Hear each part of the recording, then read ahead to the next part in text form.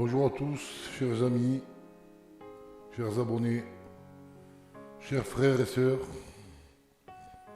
Si je fais cette vidéo spéciale et rapidement, c'est pour vous dire, vous annoncer une très mauvaise nouvelle. Et je vous avoue que j'ai pas le moral depuis que j'ai appris cette nouvelle. Si je vous dis ça, c'est parce que, si je fais cette vidéo, c'est parce que je suppose que vous êtes au courant que la loi Avia est passée depuis le 13 mai 2020. Cette loi qui est, voilà, c'est une loi qui est contre la haine, tout ça, sur Internet. C'est pas une mauvaise loi en soi. Hein. Il y a des gens qui s'en profitent d'Internet. Hein.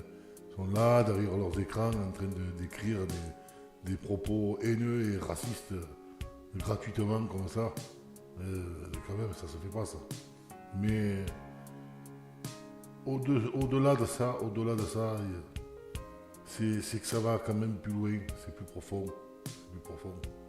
Parce que ça risque de toucher la liberté d'expression. Et d'ailleurs, ça la touche. C'est pas que ça risque, ça touche la liberté d'expression. Et ça engage des problèmes que ça risque d'aller très très loin. On arrive vraiment, la dictature arrive vraiment à son comble et c'est pas fini. Hein. Là vraiment c'est pas fini, c'est que le début, comme on dit, le commencement des douleurs de la femme enceinte. Ouais. Alors on va dire, regardez, alors cap de fait pour la proposition de la loi Avia. Après un an de va-et-vient parlementaire et une pluie de critiques émises par des acteurs aussi divers que le Sénat, la Commission européenne, les géants du numérique et même certaines associations LGBT, l'Assemblée nationale a adopté ce mercredi après-midi, en troisième et dernière lecture, ce texte controversé porté par la députée de LRM, Laetitia Avia, visant à combattre la haine en ligne sur Internet. La France insoumise avait certes déposé une motion de rejet soutenue par les Républicains, mais au global, la majorité macroniste l'a emporté. Le Parti socialiste, lui, s'est abstenu. Les grandes plateformes comme Facebook ou YouTube, mais aussi les moteurs de recherche, les blogs et les forums devront désormais retirer sous 24 heures tout contenu haineux, manifestement illégal, sous peine d'une amende pouvant atteindre 4% de leur chiffre d'affaires mondial. Des contenus terroristes ou pédopornographiques, eux, devront être retirés en 1 heure contre 24 heures d'aujourd'hui. Donc là, si vous regardez bien, globalement, c'est pas une mauvaise loi. Les gens qui font des contenus haineux, la pédopornographie, le racisme, tout ça, c'est une loi quand même c'est vrai que les gens arrêtent d'être haineux et d'être racistes. Et la pédopornographique aussi, il faut la combattre. Il ne faut pas laisser ça comme ça. Ça va aussi plus loin dans le sens où, regardez, ils disent que ce sera l'urgence de l'RM et de donner à la police de nouveaux pouvoirs pour lutter contre le terrorisme sur Internet. Vous voyez, c'est une loi que, voilà, qu'au final, ça part de la loi contre la haine, mais c'est aussi une loi contre le terrorisme. D'accord? Donc, sur ça, on ne peut pas dire que c'est mauvais. C'est même bien qu'on prenne qu'il y ait des lois là-dessus qui soient strictes, parce que voilà, il faut arrêter avec la méchanceté. Mais là où ça devient dangereux, c'est au niveau de la liberté d'expression. On n'a plus le droit de rien dire. On n'a plus le droit de rien faire. Vous comprenez? Et ça concerne beaucoup de choses, hein. Vous allez voir, on va y arriver. On va lire ça, et après, on va aller, vous allez comprendre de quoi je vais parler. L'Assemblée nationale votera le 13 mai, bon, le 13 mai c'était hier, la proposition de loi de Laetitia Avia, qui initialement présentée comme une loi contre la haine, s'est transformée en janvier dernier en une loi antiterroriste. Vous voyez ce que je vous disais? Voilà, en soi, c'est pas plus mal que cette loi. Telle qu'on en connaît depuis des années, de plus en plus éloignée du principe de séparation des pouvoirs, mercredi sera la dernière chance pour les députés et de rejeter cette dérive inadmissible. Il y en a quand même qui le reconnaissent, hein, mais que c'est inadmissible. Mais qu'est-ce que vous voulez faire? La loi macronisme, vu que c'est le président, l'emporte. Pour rappel, la proposition de la loi initiale demandait aux très grandes plateformes Facebook, YouTube, Twitter de censurer en 24 heures certains contenus illicites, tels que des contenus haineux signalés par le public ou la police. Pour une large partie, ces obligations seront inapplicables et inutiles. Laetitia Avia ayant systématiquement refusé de s'en prendre à la racine du problème, le modèle économique des géants du web, en dépit de nos propositions reprises par tous les bords du Parlement. L'histoire aurait pu en rester à ce coup d'épée dans l'eau si le gouvernement n'avait pas saisi l'occasion pour pousser sa politique sécuritaire le 21 janvier, alors que la loi était examinée une deuxième fois par une assemblée presque vide. Le gouvernement a fait adopter un amendement de dernière minute renversant toute la situation. Une nouvelle obligation vient d'éclipser le reste de la loi, ajoutée au paragraphe de son article 1. Elle exige que tous les sites web, pas uniquement les plateformes géantes, censurant en 1 heure, pas en 24 heures, en 1 heure, les contenus signalés par la police comme relevant du terrorisme, sans que cette qualification ne soit donnée par un juge, mais par la police seule. Vous voyez, c'est même pas le juge qui va décider, c'est carrément la police qui décide. Si le site ne censure pas le contenu, par exemple, car le signalement est envoyé un week-end ou pendant la nuit, voyez, la police peut exiger son blocage partout en France par les fournisseurs d'accès Internet, Orange, SFR, Free, etc. La séparation des pouvoirs est entièrement écartée. C'est la police qui décide des critères pour censurer un site. En droit, la notion de terrorisme est suffisamment large pour lui donner un large pouvoir discrétionnaire. Par exemple, contre des manifestants. C'est la police qui juge si un site doit être censuré. Ça va loin quand même. C'est la police qui exécute la sanction contre le site. Le juge est entièrement absent de toute la chaîne qui mène à la censure du site. Donc s'il y a des policiers qui sont malsains, quoi, des policiers qui sont avec des mauvaises idées, parce que bon, il y a des bons flics, mais il y a aussi des mauvais policiers. Il y a du bon et des mauvais partout. Donc s'il y a des mauvais flics qui ont parce qu'ils se sont levés les couilles à l'envers, pardonnez-moi l'expression, ils ont envie de tout saturer, eh bien, ils ont le pouvoir, ils ont carte blanche de tout saturer. Le juge est entièrement absent de toute la chaîne qui mène à la censure du site. Le 26 février, le Sénat avait supprimé cette nouvelle disposition. Le texte revient mercredi pour une toute dernière lecture par l'Assemblée nationale qui aura le dernier mot.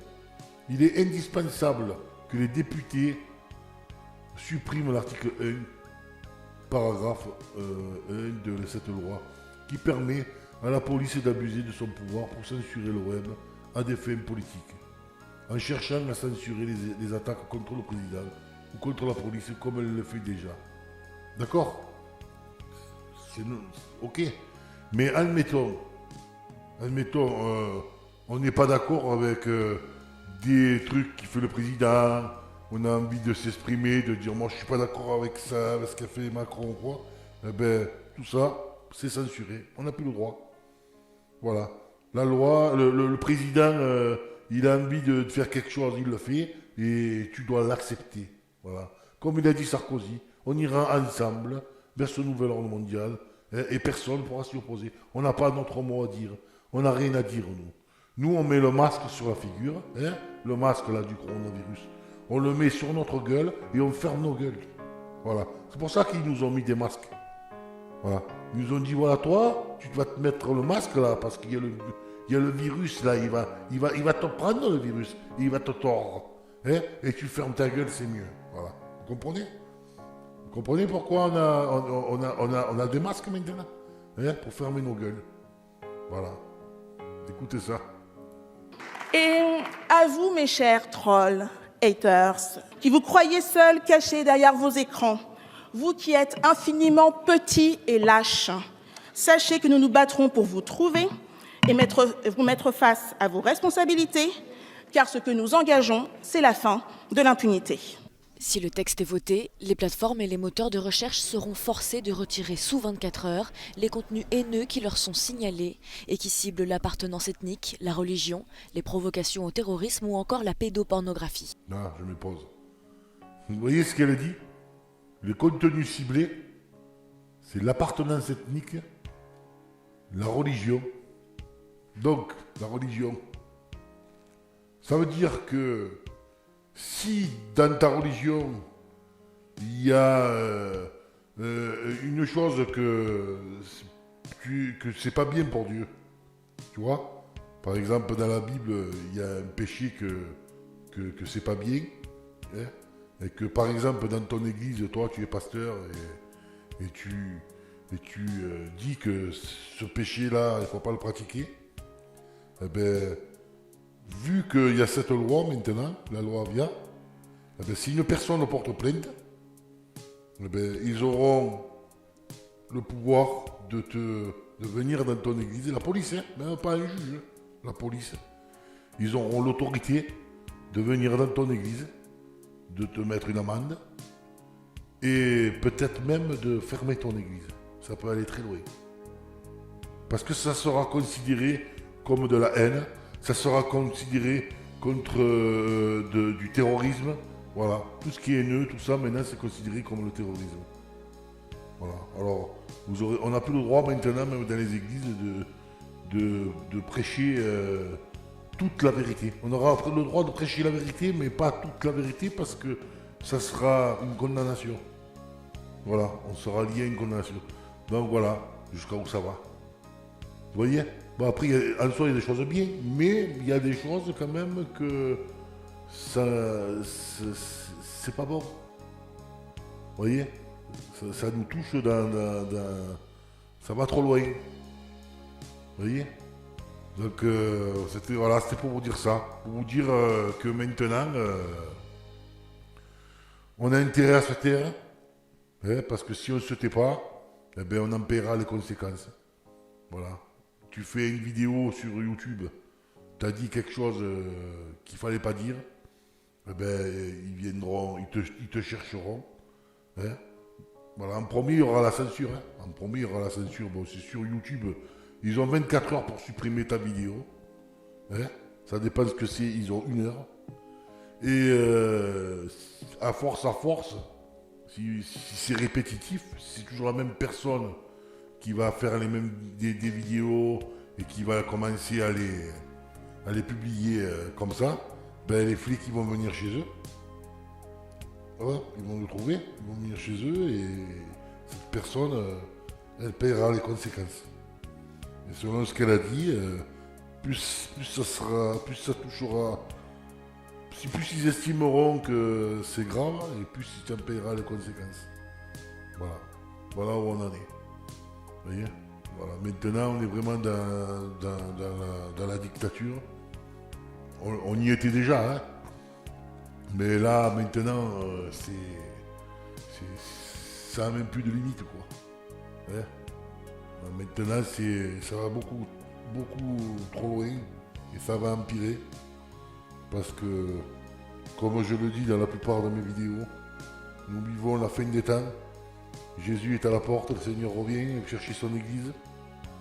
Et ce qui arrive, ça doit arriver. Voilà, ça a été prophétisé dans la parole de Dieu. Voilà. Donc il ne faut pas être étonné, il ne faut pas avoir peur, mais il faut continuer à persévérer dans les choses de Dieu et faire confiance en Dieu.